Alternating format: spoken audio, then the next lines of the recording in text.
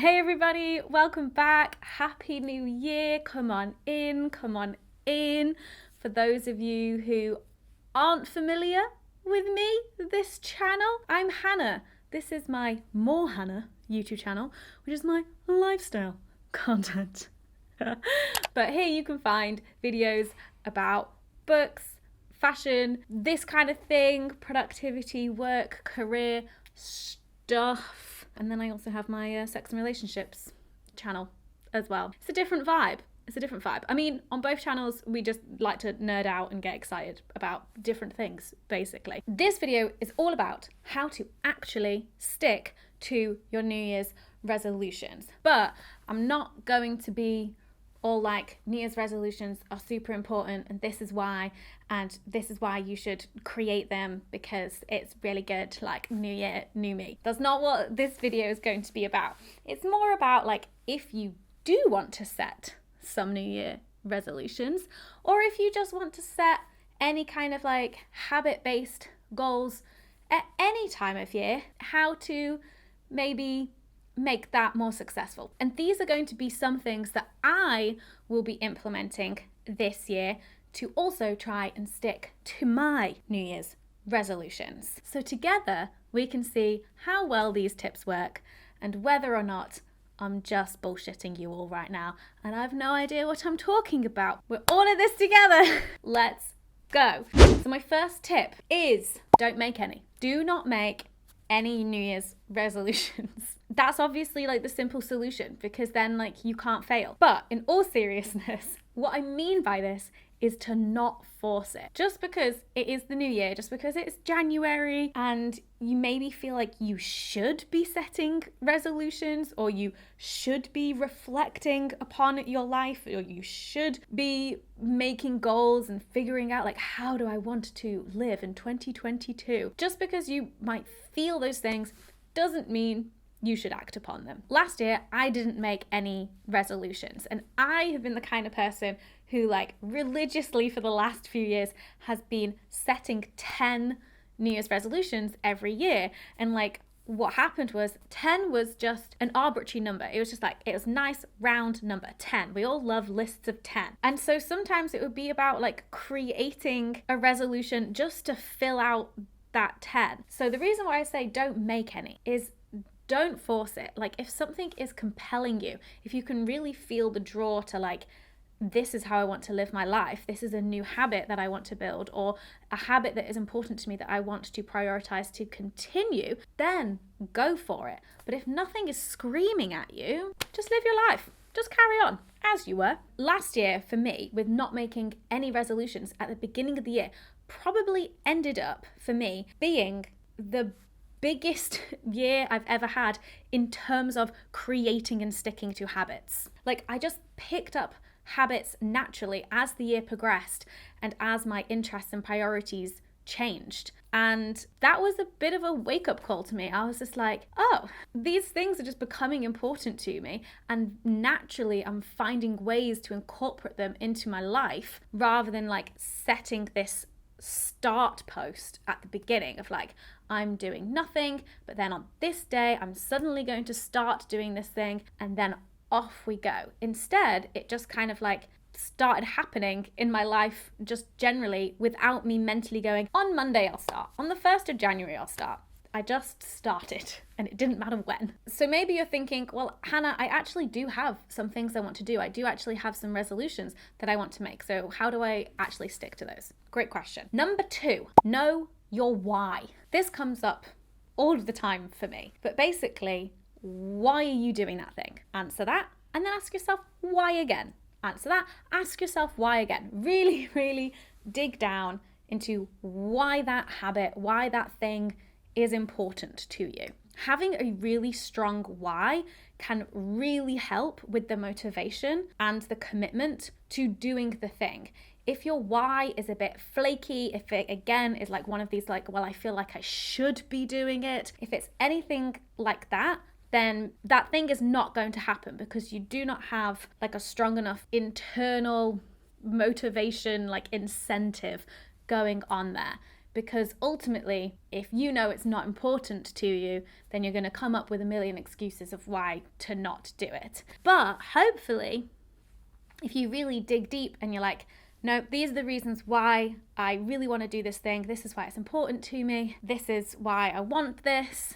Then hopefully you can like use that to channel into doing your new habit, doing your resolutions. So for me, I've got 2 on my list that have a strong why. At least I hope. I really need to maybe dig a bit deeper into one of these. But one of them is my gratitude practice. This is one that I just like naturally picked up last year and is definitely on my resolutions list this year in terms of something that I want to continue. I don't think I'm gonna have to try very hard to continue it because I've already like built it into my daily routine. But I think the reason why I was able to stick to this and why I think I'll be able to continue to stick to it is because my why is so strong. And my why basically came from the Yale's Science of Wellbeing free like online course thing, where basically I got faced with all of these psychology, sociology studies about humans and about our behavior and about what makes us happy. Ultimately,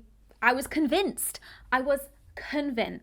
that there are some things, these things that are more likely to make you happy, and these things that we think will make us happy tend to not really have much of an impact. And gratitude, having a gratitude practice, being grateful for things, is on the list of things that will make you happy. So I'm like, science is my reason. I was convinced, and also having spent almost a year doing my own like gratitude practice, I've got my own kind of like internal proof, I think, as well, of it working and me really liking it. So that's why. My other one is I want to eat more fruit and veg. I almost said I need to eat more fruit and veg, and it's a bit of both. So I probably get 1 portion of fruit and veg a day, 2 on a good day. Like I am terrible for having like a healthy, balanced diet. And every week during my pregnancy, when I like progress into the next week, I'm like reading the stuff on the NHS pages about that week of pregnancy, and it just keeps coming up about eating lots of fruit and veg to keep your baby healthy. And I'm just like, oh my God, I have such a bad diet. I'm terrible. Maybe this is not a good why because it's coming from a place of fear, but is it also coming from a place of love? I don't know. This is also a complicated one for me because I know it's something that I should be doing rather than something that I like want to do because I'm like, oh, yummy fruit and veg. But ultimately what I've decided is that this is important to me, whether it is coming from a place of fear or love or obligation or whatever it is, it's important for myself, for the baby, and also just like long time coming. Hannah, sort out your fruit and veg diet situation. We're not really a household that like regularly buys fruit, but when we do, I eat it. So the fruit thing is just a case of like adding fruit to the weekly shop. Dan doesn't really eat fruit. He's definitely more of a vegetable man. So that's also kind of a tricky thing because then like I'm the only person eating the fruit. I would love some support in my fruit eating activities, you know? And then with the veg, Dan is more of the cook, the chef in our house. And so he's going to be putting more vegetables in my dinner, hiding the veg, treating me like a child. The other day, he made something that had Brussels sprouts in it, and I ate it, and I had no idea there were Brussels sprouts in it. I don't like Brussels sprouts. So far it's going well. And I guess this is another thing. Like, I'm filming this in December. I've already started doing these things. Like, I don't need to wait for the 1st of January. Like, this is something that I've decided is important to me, and so we're going. So yes, know your why. The third thing is get an accountability buddy. So unfortunately, I do not have a fruit eating accountability buddy in my home. I will have to just put the things in place to make sure that I eat the fruit. But getting an accountability buddy can be really, really useful because you are not just accountable to yourself in terms of doing that habit, achieving that goal, but somebody else is counting on you. Somebody else is also doing that thing, or if they're not also doing that thing alongside you, they're the person who you have given permission to be like, hey, have you eaten like some fruit today? But for this one, I have some like reading habits, resolutions, goals for this year. And actually my friend Eva recently just messaged me like, oh, hey, I saw you had this book on your bookshelf and I've been meaning to read that for ages.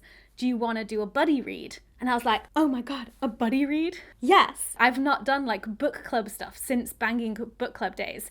So Eva and I are going to be reading, where is it? Why Women Have Better Sex Under Socialism and Other Arguments for Economic Independence by Kristen R. Godsey. For me, having an accountability buddy works perfectly. So I'm currently reading another book right now, but this is going to be the next one that I start. And then, yeah, I don't know how it works. I don't know logistically how we're going to do it, but we'll buddy read and then maybe talk about the book together afterwards as well. Also, Eva is a brilliant sex researcher and sex educator, and I've collaborated with them a bunch on videos on my channel in the past and stuff. And so I'll leave a link to their Instagram in the description if you want to check them out. Number 4 is about using other external accountability methods. So that first one is like having an actual human being, a friend, a family member, whoever it is who can hold you accountable. But there are other ways to create the same kind of accountability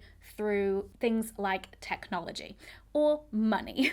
So what I mean by that, one of my goals, one of my habits, things that I started at the end of 2021 that I want to continue is doing my daily Kegels, doing my pelvic floor exercises. And I use the NHS's app, which is called Squeezy, which is very cute. And I love this app. It's very simple and it sends you reminders. It sends you notification reminders. That might not work for everyone. And to be honest, it doesn't work for me all the time. Like, it wants me to do 3 sets of Kegels a day. I probably do 1 or 2. Like, on a good day, I'll do 3. But some is better than none. But if getting phone notifications, if seeing the little red 1, 2, 3 or whatever on the app icon is something that would like trigger you to action, then maybe that's a good thing for you. Also, this comes back to the knowing your why, because I think it was like in 2019 that I started trying to build a pelvic floor exercise like daily habit, and I was using the NHS Squeezy app as well. And I kept it up for like a good amount of time, maybe like a couple of months or something. And then I just was like, nah, can't be bothered, and just like deleted the app. But now with being pregnant, with, you know, having to give birth, and then also like prepping for postpartum as well, suddenly doing my pelvic floor exercises has risen up the ranks in importance in my life. And so I have a really solid why as to why I'm doing this. And so when I see those notifications, I'm like, Hannah, do your exercises. Do your exercises. It takes me like 2 minutes, 2 to 3 minutes, I think, to do the thing. And that's 3 times a day, max. So it's really not that hard, but we always like have some kind of resistance to things that are just going to take like a couple minutes out of our day. Another thing that might work for some people is creating some kind of habit tracker. Maybe it's in an app that you use, or maybe you have like a physical analog thing that you can like check off daily. This won't be for everyone, but for some people that will work as like an accountability buddy, and having the satisfaction of like ticking things off and crossing days off and things. That can often be like enough to help you stick to a habit, because you want to see that you've been doing it on all of these different days. And then the money thing. Sometimes if you pay money to do a thing, then there's your accountability. Like, you've already paid. Like, have your higher self make the financial commitment, and then when it comes around to actually following through, you're like, well, I've already paid for this, so be a waste of money if I don't go. I'm specifically talking about my tennis lessons, because I book them in advance, and so I pay for them. And you know, like, we're in winter, like I'm playing tennis in the cold and in the dark. There can potentially be a lot of resistance there in terms of like getting myself to go play, but I've paid for it. I have committed, you know, I will follow through. If that's something that you think would work for you, that is an option. And I've also seen some people on YouTube, I think like Thomas Frank or something, talk about the fear of losing money as well. So I think there are apps that do this, or you set up an automatic transfer for a certain time and you have to do a thing before that happens, or like you have an accountability buddy, and if like you don't do a thing, then you give them some money. That doesn't sound like it would work for me, but if that sounds like it might work for you, then there you go. Use money to do your habit. Maybe I need to add money into the equation for my fruit and veg one as well. And number 5, I've mentioned here and there, is reduce any friction. And what I mean by this is think about all of the reasons, all of the excuses that you might come up with to not do something. Think about these ahead of time and set yourself up to be able to overcome them. So come up with a kind of plan. Like, you want to do your thing, but this excuse or this reason comes up. If that reason comes up, then this is what I will do to overcome it, to combat that, to push through. And so having a plan in place, be prepared, you know, that whole thing. So for me, one of the things that I've done to reduce some friction, because I have a book reading goal this year, one of the things that often comes up for me is not knowing what to read next. And so ahead of time, I'm basically picking all of the books that I want to read. So when I finish one book, I am ready to go. There is my list of books that I am going to be reading from. There's still some flexibility because there'll be a list, and so I can be like, what do I feel like? But I won't be like staring at empty shelves and just being like, I don't know what to read next, and then spending like a few days or weeks not reading because I've not found something I want to read. But I'll have that list. I'll be ready to go. And here's the thing about friction, right? If you are constantly coming up against friction, and if you're not able to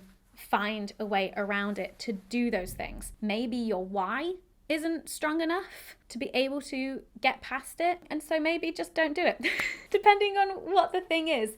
It's really about getting to know yourself, right? And you might have to experience trying to set resolutions or experience trying to set habits and coming up against friction, coming up against resistance before you're even able to know what your resistances are. So your other option is just don't do it, depending on how important it is to you. I give you full permission to give up. It's not really giving up. All right, so I've spoken about some of my resolutions, but I just want to put it all together in one big long list of my resolutions for 2022. Me making this video is also an accountability process. I'm doing the things, I'm putting it on the internet. This is what's happening. So obviously we've got the eat more fruit and veg. That needs to happen. We're going to make systems in place for the eating the fruit, and then Dan is going to help me with the eating the vegetables. Also, on a food theme, one of the things that I really want to do is learn how to cook some more quick and easy meals off by heart, because I am terrible for that. I am a recipe follower. Like, I have been doing the meal boxes things from like HelloFresh and Gusto. Like, I have been doing those for years and I absolutely love them. But no matter how many times I do one recipe, like, it's not stuck in my head because the recipe is there, and so I'm relying on the recipe. So I need to come up with a plan for doing this. Like, I have one meal that I can cook from scratch and Dan is sick of it.